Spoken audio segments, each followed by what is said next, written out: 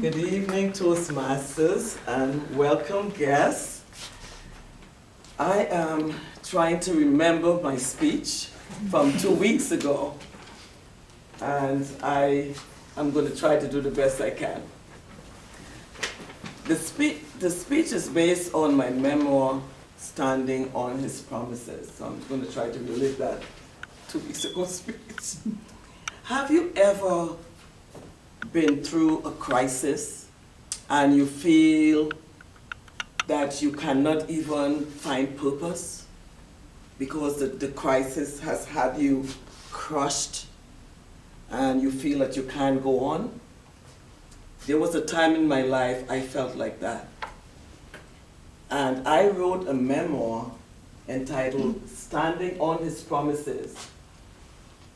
And in that memoir, I describe leaving Trinidad and Tobago, coming to America, facing the challenges of college in America, and facing the challenges of being a wife and mother. Leaving Trinidad and Tobago was difficult because I knew everyone. I had family there, friends there, and I was coming to a cold country, you know. It was difficult, but it was also exciting. Exciting that I would obtain my freedom from my parents.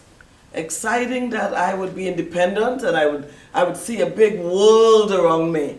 I was excited.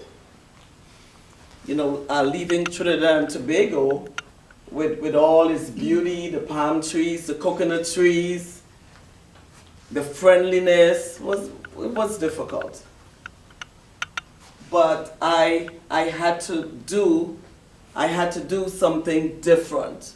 I had to leave the safety of my parents and move out into the world to find myself and to find purpose. But in the midst of, but living in Trinidad, I found my whole life was embodied in faith. It was embodied in faith. I learned faith from my parents who believed that everything was possible. Everything was possible. My mother, for example, would say, where there's a will, there is a way. And my father, who actually was a shipping clerk, would not always find work when he would go down to the wharf. But he would just come back and he was excited to return to his tailoring job where he would get he would make money and he would provide for us. I learned leadership skills from actually teaching the young children in the village math and English. I learned that. And I also learned leadership from actually taking care of my siblings, my younger siblings. And I always got in trouble from my parents for spanking them, you know. When my mom would go to the market and leave me in charge. So, you know, I utilized my faith and my leadership skills, and I came to America.